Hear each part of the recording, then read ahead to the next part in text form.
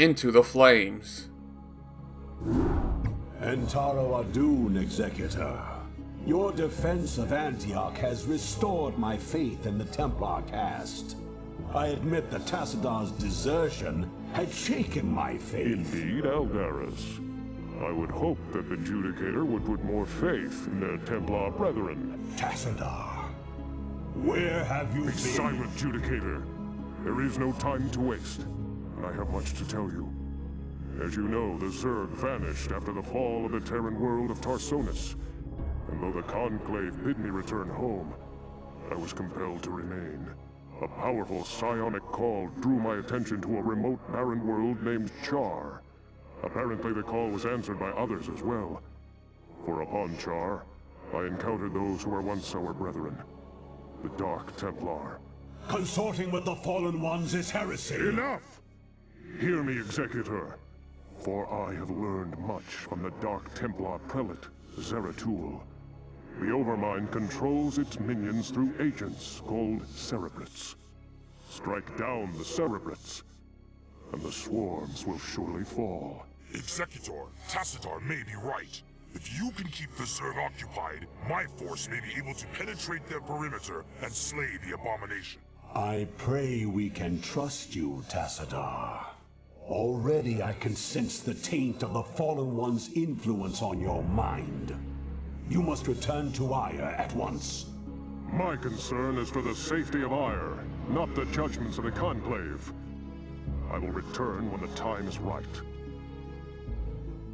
Well, alright. Now we know who that Protoss that Kerrigan faces. It's Tassadar. That guy is cool.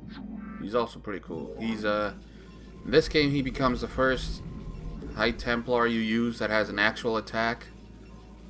And then later on he pilots a carrier.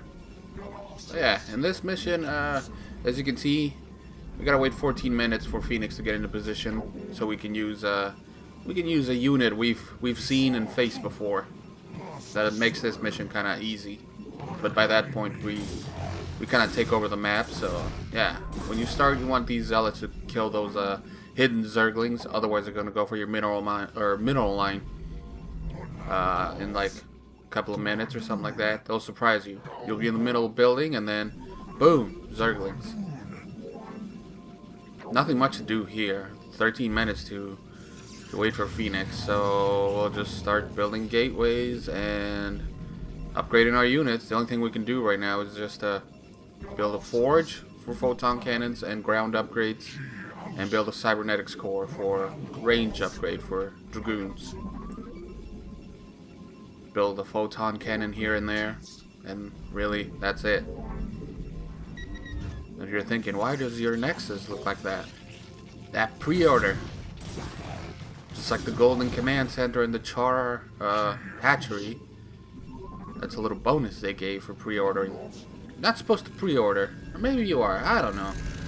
I did it because it was StarCraft. Who cares? I was going to get this game no matter what. Well, this HD version. I already had the game. And then they went and made the normal version free. But why would you want the normal version when there's an HD version? For nostalgia, I guess? Yeah, I'm down with that. Anyways, yeah, skip forward a little bit. As you can see, we built our cannons up top. That way nothing can get to us from the back. And then our main forces over here in the front. We already have the all the research we need upgraded. And we're working on weapons and armor, I think, at this point. So now we just build 2 gateways to start pumping out units. And start securing the perimeter outside our base. Because, as you can see, Zerg were waiting. There was Zerg on them hills. And this one you want to be careful though, because as you can see, the creep. There's a couple of sunken colonies waiting for us. And some Mutalisks, but we don't care about the Mutalisks. Mutalisks are dumb.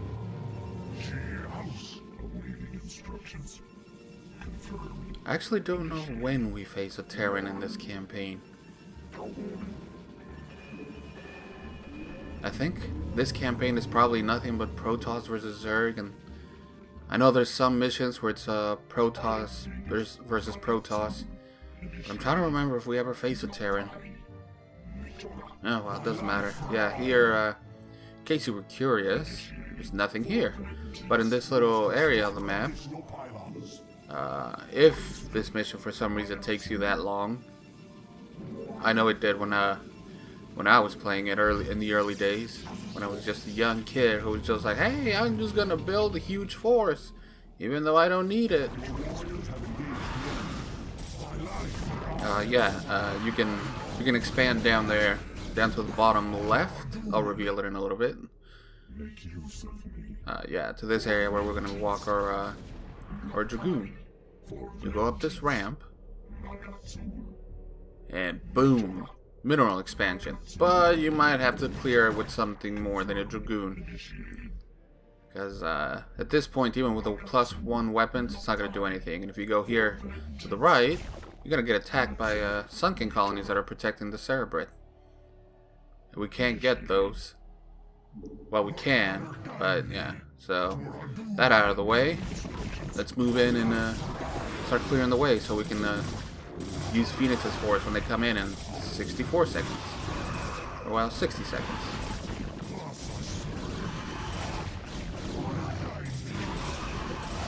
As you can see, you want to prioritize sunken colonies.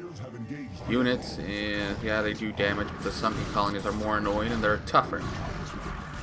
Then again, you could also just move in, and as you can see, it works. Now, I don't know if that worked because I was in +1 weapons and +1 armor, or because Protoss are that strong. I'm gonna go with they're that strong, so that's why it worked.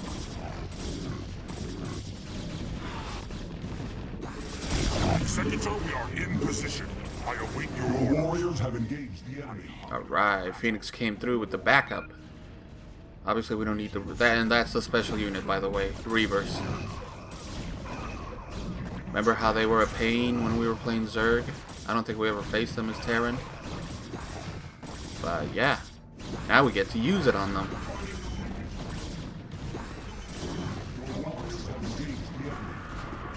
And you'll get to see why they're if you ever watch the StarCrafts on YouTube, which is like a little cartoony version of this game, you'll see why they're painted as idiotic units, like as just a dumb kid who's just waddling around.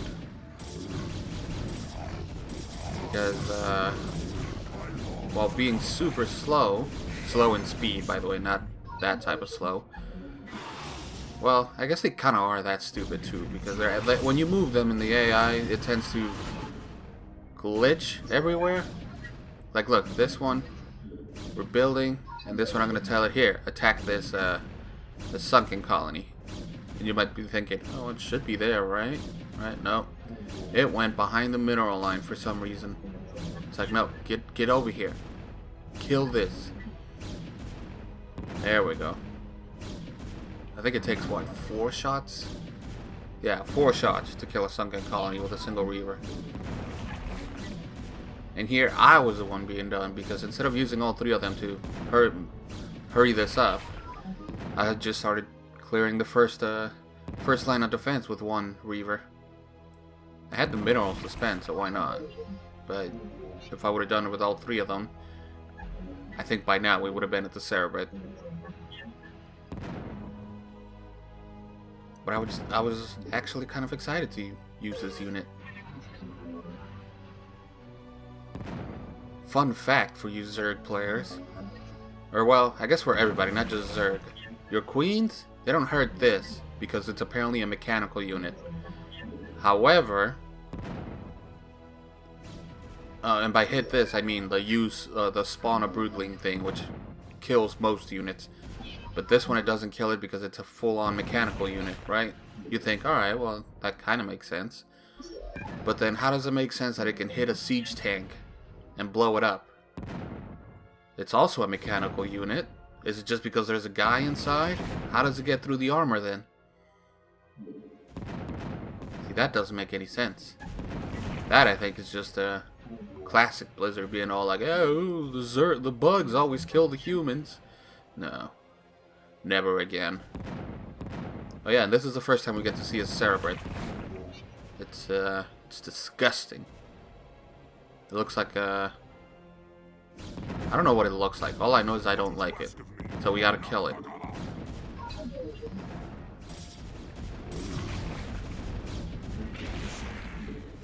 And obviously Dragoons are trying to protect those skies. But Fenix and crew are gonna kill them. Oh, I guess the Dragoons do join us. Anyways. And mission's over. We did it. I will remain behind and observe the effects of our attack. Return to the Citadel. I shall notify you when the brood becomes erratic. Yeah, easy mission. You just gotta build Zealots and Dragoons and then move out when Fenix is close to being in position. And then that's it.